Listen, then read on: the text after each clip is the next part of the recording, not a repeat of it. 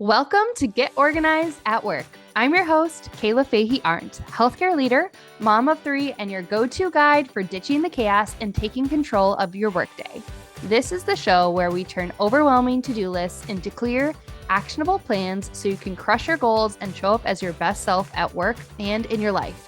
Whether you're here for strategies to stay ahead or systems to simplify your workday, you're in the right place. Let's get organized, have some fun, and make this year your best year in your career yet. Let's dive in. Hello. Welcome back to Get Organized at Work podcast. I'm Kayla. I'm your host. And today, as we wrap up 2025, I wanted to do something a little bit different. Instead of teaching a brand new framework or walking through a new system, I wanted to pause just for a moment and reflect on the year we just had together. Because this year wasn't just about what I wanted to teach. It was about what you showed me mattered based on what you listened to, downloaded, shared, and came back for again and again. So today's episode is a 2025 year in review. We're going to be talking about what episodes resonated most, what themes clearly stood out, what this tells us about what kind of leaders you're becoming, and where we're heading together in 2026. And I wanted to start with this. If you listen to this podcast at any point of this year, even just one episode, I wanted to say thank you. I know that your time is valuable and we've got a lot going on as leaders and hyphenated people. And I don't take that lightly. So thank you so much for being here. I really appreciate it. When I looked back at the data from this year, the downloads, the engagement, the episodes people replayed, one thing became very clear. You were not looking for hustle. You were not looking for do more. And you were definitely not looking for perfection, which, thank goodness, the most downloaded episodes of 2025 were all centered around clarity, systems, and career confidence. Some of the top episodes this year included building a digital hub in OneNote, turning to-do lists into Kanban boards, the 80-20 rule of work systems, getting promoted by getting organized, and why you don't actually need to organize everything to be effective. And what that tells me is this. You're not overwhelmed because you're incapable. You're overwhelmed because your systems haven't been designed to support the level you're operating at now. You wanted practical tools, yes, but not just for productivity's sake. You wanted systems that helped you reduce mental load, increase visibility, help you follow through, and quietly build credibility at work. That's not about being busy. That's about being strategic. And I love that. So way to go, you guys. Something else really interesting happened as the year went on. Early in 2025, the most popular episodes were very tactical: steps, templates, systems, and tools. But as we moved into the fall, and maybe this has to do with what I felt like I was hearing from my community members, especially toward the end of the year, the episodes that resonated most started to shift. You leaned into topics like burnout prevention, boundaries, redefining your best, energy over time, and slowing down to speed up. And that shift really matters because it tells me you're not just trying to be more productive anymore. You're trying to be sustainable. You're asking better questions now, like what does consistency look like in this season? And what expectations am I holding on that no longer make sense? And how do I lead well and have a life, right? And I want to say this clearly.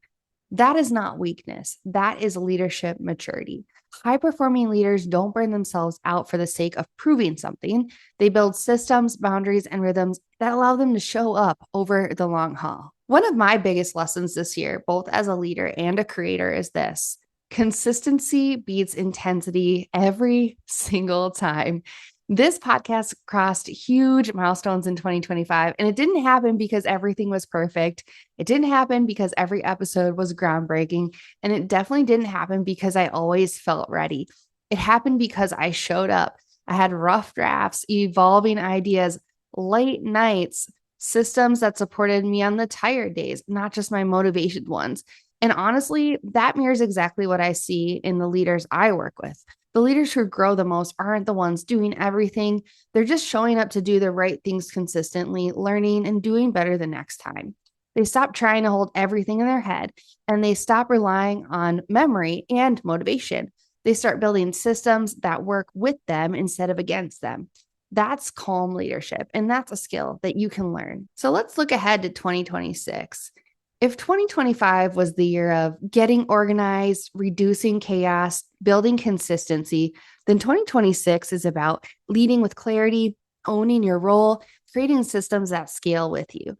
We're actually going to go deeper, not wider. And that means leader standard work that actually fits your life, a second brain system or systems that reduce decision fatigue, work rhythms that survive even your hardest weeks and days, and leadership practices that don't require burnout as an entry fee. And the community that we've been building over the last year will play an even bigger role than ever. And because leadership is not meant to be done alone, I really want 2026 to be the year of more community. So as we close out 2025, I wanted to leave you with this. If this year felt messy, if you didn't hit every goal, if you grew in ways nobody else can see, what you did this year was enough. And more than that, it laid the foundation for what's next. I want to say thank you for being here. Thank you for trusting me with your time. And thank you for the quiet, meaningful work of becoming a more intentional leader. If an episode helped you this year, I'd love for you to share it with a colleague or leave a review. It truly does help the podcast reach the leaders who need it the most. And just so you know, I have looked at all of the metrics of the top played or downloaded episodes for this year. And I am creating a best of 2025 playlist for you all. I think there's tier 1, tier 2, and 3. So there's going to be the top heavy hitter episodes, the ones that people downloaded the most, the top career and consistency episodes, and the top calm and leadership sustainability episodes. So I will put a link to that in the show notes in case you're like, oh, I'd really want to go back to listen to these, or you want to bookmark this playlist for when you're ready to kind of brush up as you head into the new year. As always, I want you to stay calm, stay consistent, and take some rest. And I want you to know that next week, there actually won't be a new episode. So December 29th, I am going to take a week off because I think I have earned the consistency badge. I know that I can do an episode every week for an entire year, plus a couple weeks where I did one every single day, the 12 days of leadership, some weeks where I did 2 a week.